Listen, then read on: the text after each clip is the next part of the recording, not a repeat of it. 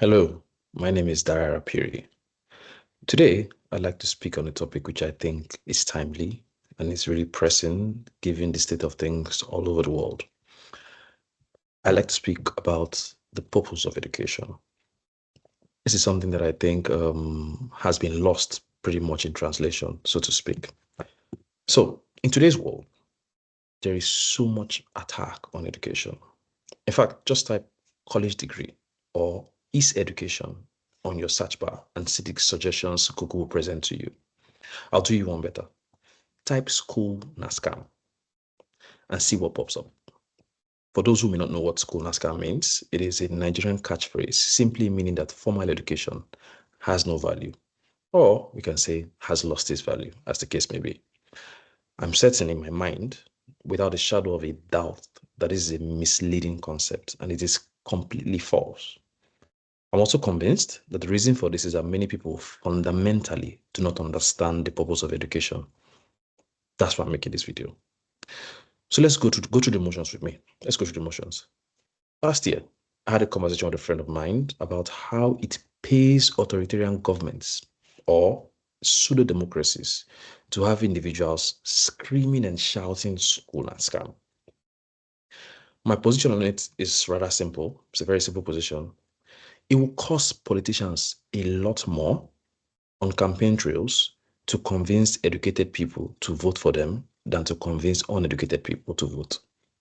Because educated people understand that there is no miracle in governance. You actually have to do the work of making the life of people better. So if a politician tells me that he will increase the value of a currency in the parallel market, my question will be, how? How would you do it? How? I have at least a basic understanding of economics, so they must lay down a very convincing blueprint to get me on board. However, when you look at people who aren't educated or when you speak to people who aren't educated, you find that they tend to like the sound of miracles and are easily hoodwinked by divisive topics on religion, ethnicity, skin color, mundane things, things that shouldn't matter in the grand scheme of things because we are all humans. I dare say authoritarian governments carefully and tactfully defund education. And the most interesting part is that those who make up authoritarian systems are perhaps the greatest beneficiaries of a functional educational system. Don't take my word for it.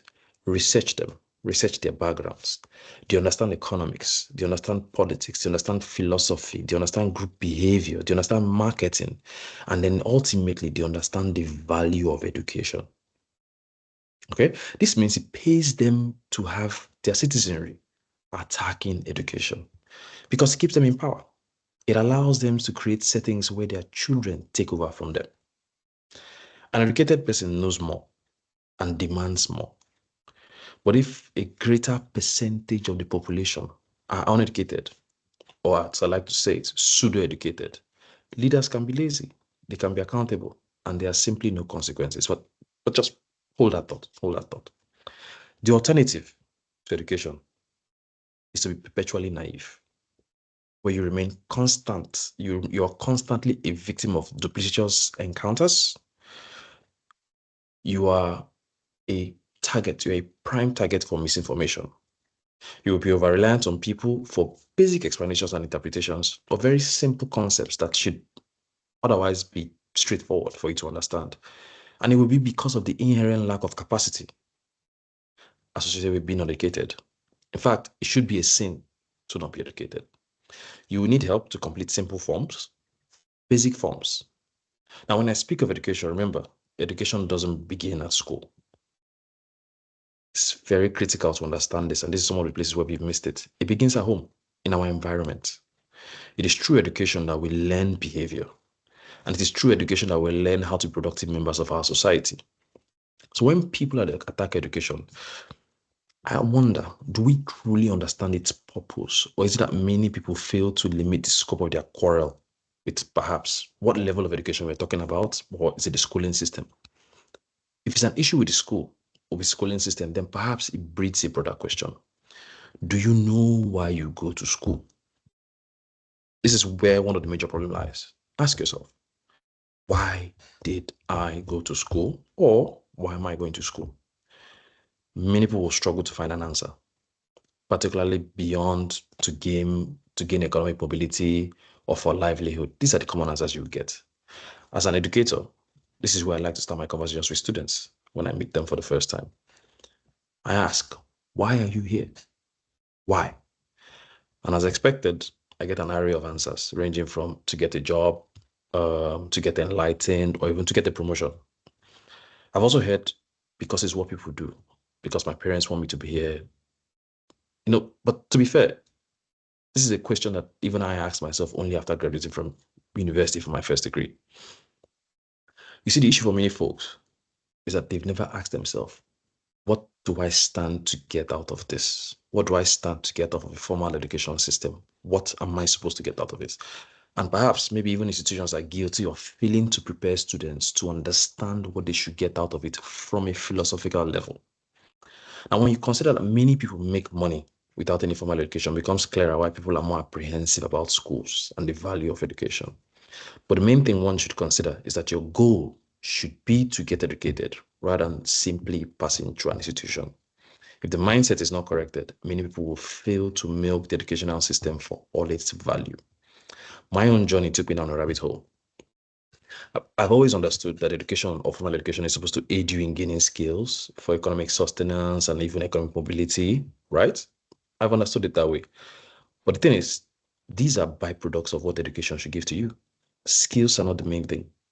Skills become obsolete. For example, I can tell you that for many jobs, basic IT skills are, for instance, things like word processing are implied. They don't even pop up on the job description. This is because the job of a typist is now obsolete, almost obsolete. In fact, even telephone operators and data entry clerks, their jobs are obsolete, with many more on the way. These are jobs that people used to go to school to get skills for, right? But as you can see now, they're obsolete. So if you think about it from a skills perspective, and purely from a skills perspective, then you're missing the point. If you consider the dynamic nature of the world, you would understand that skills are transient and they exist in eras, in terms of eras. When an era passes, certain skills become obsolete, right? But then from a corporate perspective, from a firm perspective, there are some firms which have been in existence for decades, even centuries. They have remained. How have they remained? They've remained because they've remained dynamic, continuously changing. Why shouldn't you? Why shouldn't you continuously change? This is why it's important to understand that skills are not the primary thing that we seek out of education. We seek education for skills beyond industry specificity.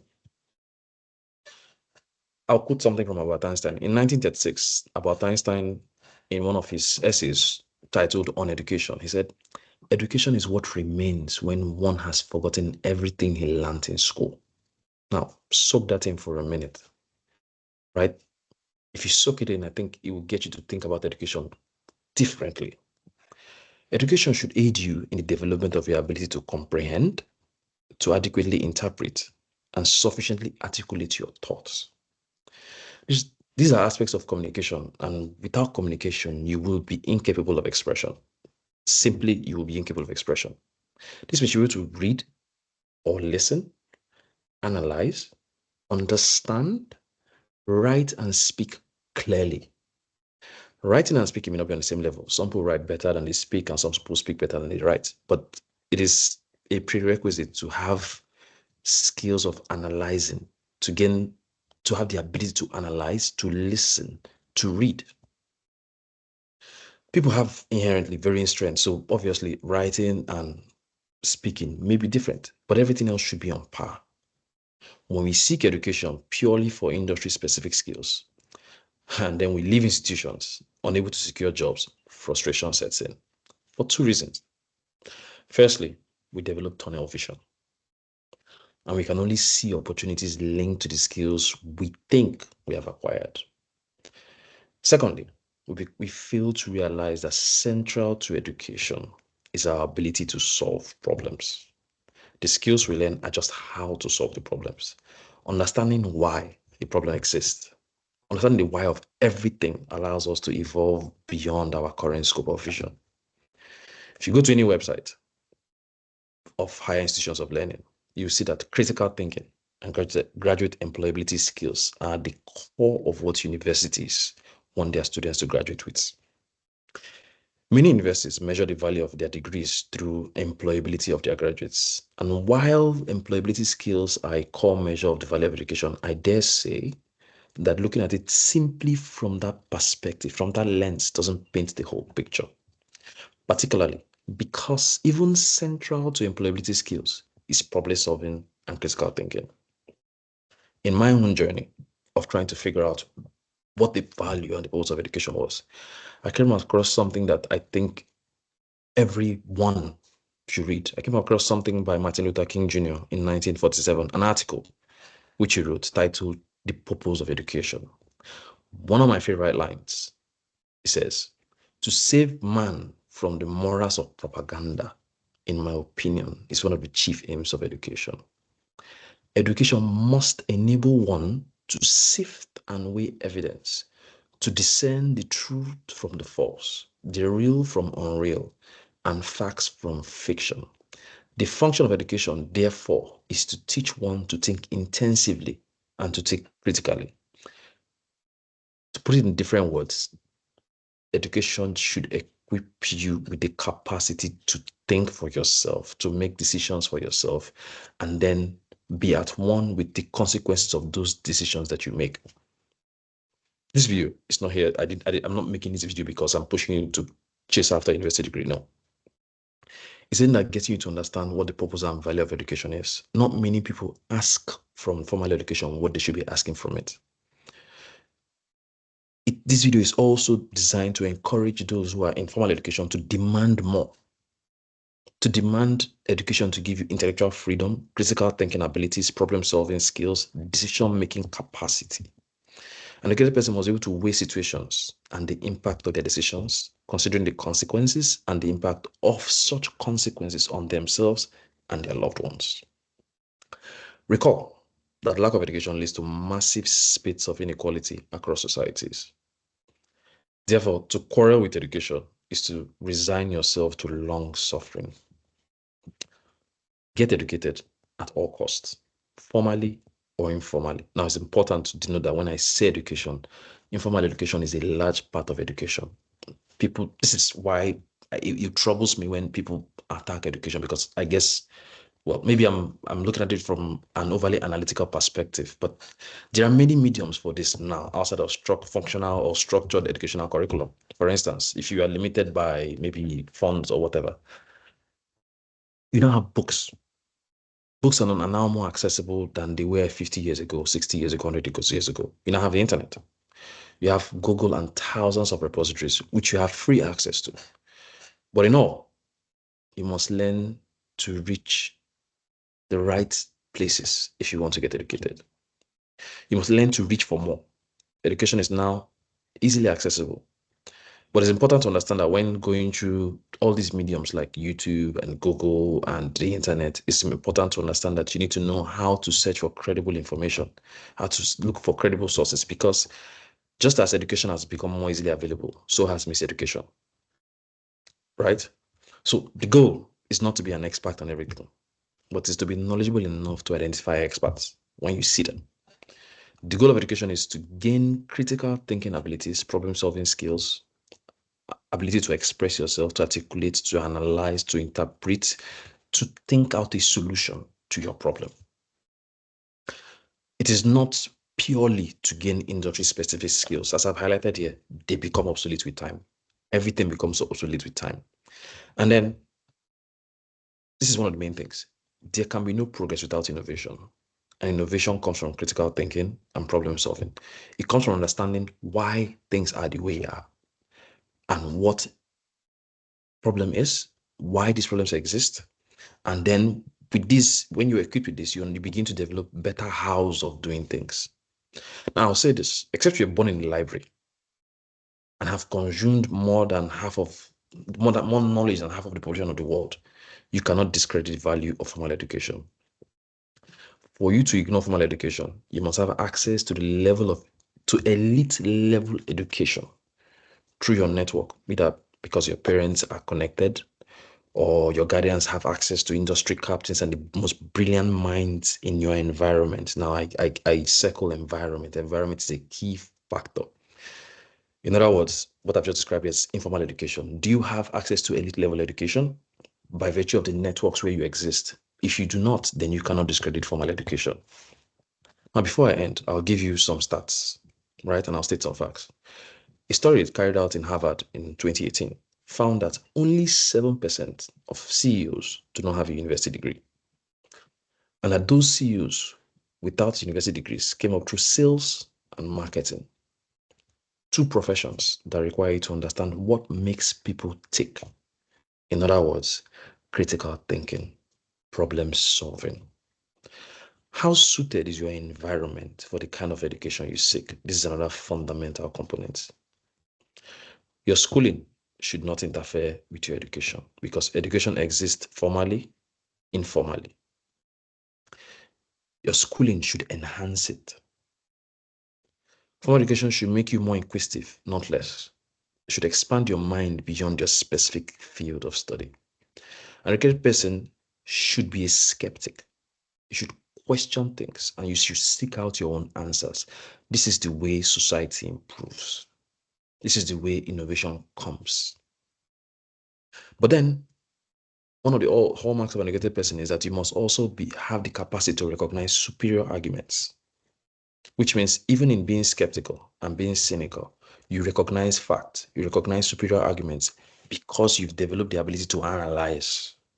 So it shouldn't be a situation of you take in what you're told and you regurgitate it. No, it should be a situation where you take in what you are told, you analyze it, and then you make sense of it because you've developed the capacity to do so.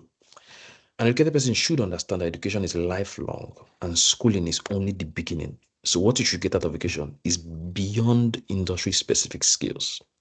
Education should teach you how to ask the right questions. Your mind must move from mundane questions like, what is the problem and how do we solve it, to why does this problem exist in the first place? Because understanding the why of anything makes you limitless in application. Finally, I'll leave you with this.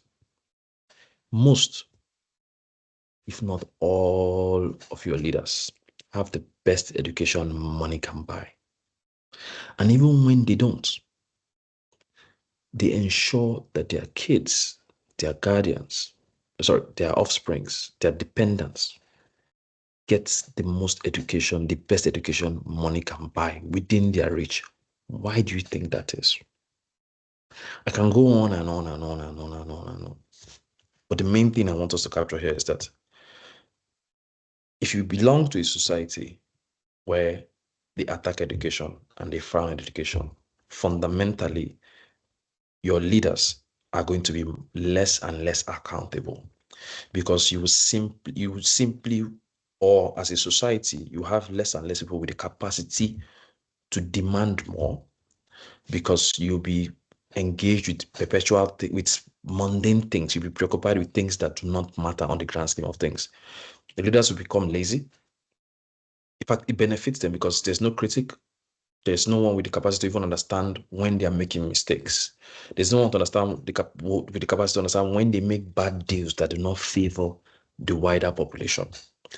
This is what happens when we begin to attack or we fail to understand the purpose of education. I'd love to hear your thoughts on this. I imagine that we have so many varying thoughts, some divergent, some in consensus, but I would really love to hear your thoughts on this. It's something that troubles me. Please feel free to leave your comments. I'll send an email, subscribe. Thank you.